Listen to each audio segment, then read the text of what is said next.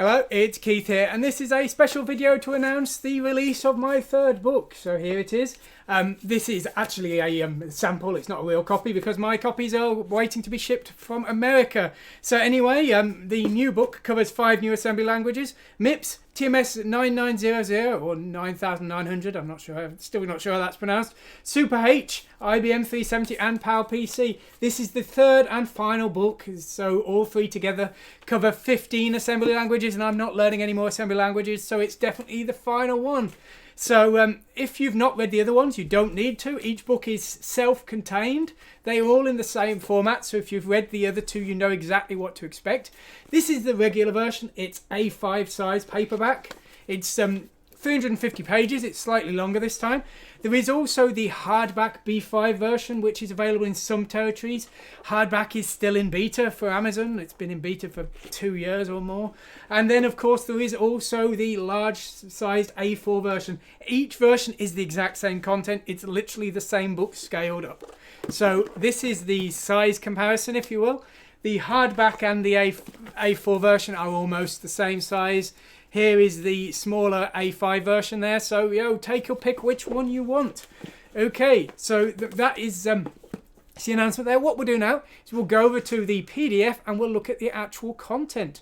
Okay, go away. We don't need these adverts here. So this is the PDF. So this is the book you will be getting. So basically, as I say, the book is longer this time. It's 356 pages long. The content is basically exactly the same as the other books. The only reason it's longer is that the instruction sets of the processors I was covering this time needed more explanation. So it was just bigger.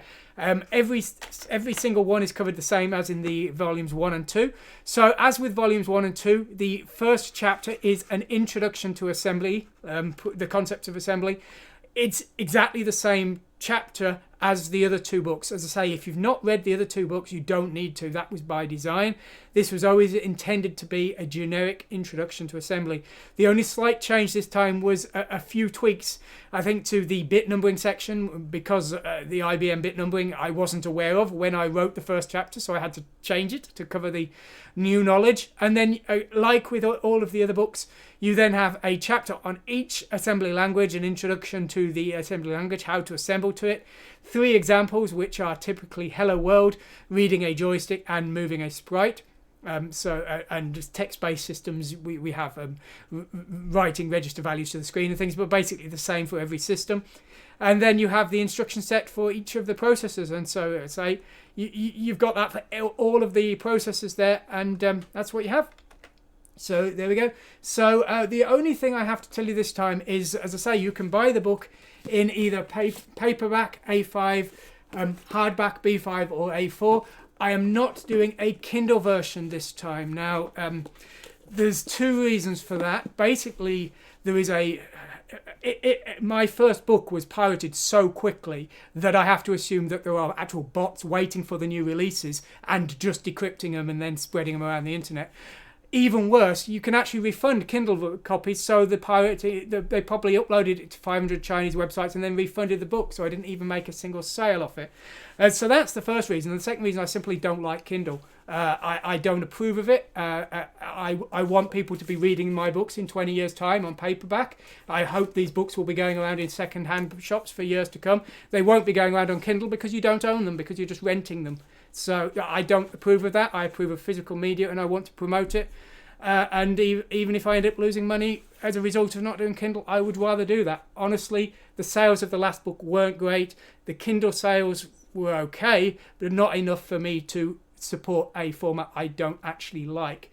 I will be doing PDFs again though, so I will be doing Buyer's Remorse PDFs. If you've bought all 3 books in print, even if they're different sizes, send me a photo of all 3 and maybe you'll get something special for it. But if you've only bought one of the 3 books in print, send me the photo of that and I'll send you the PDF as well. So it's not that I'm not offering PDFs. I want people to buy the physical version. I don't want to support Kindle.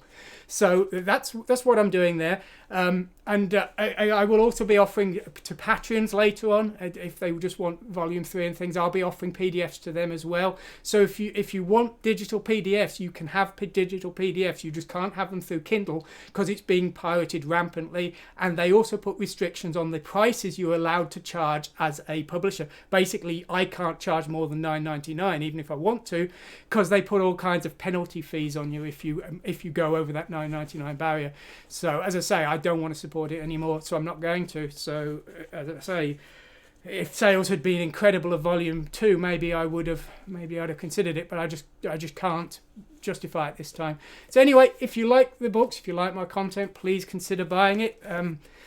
If the book sells well, there may be other books in the future, but there will not be any more of this series, because as I say, this series is always about covering multiple assembly languages quickly and simply.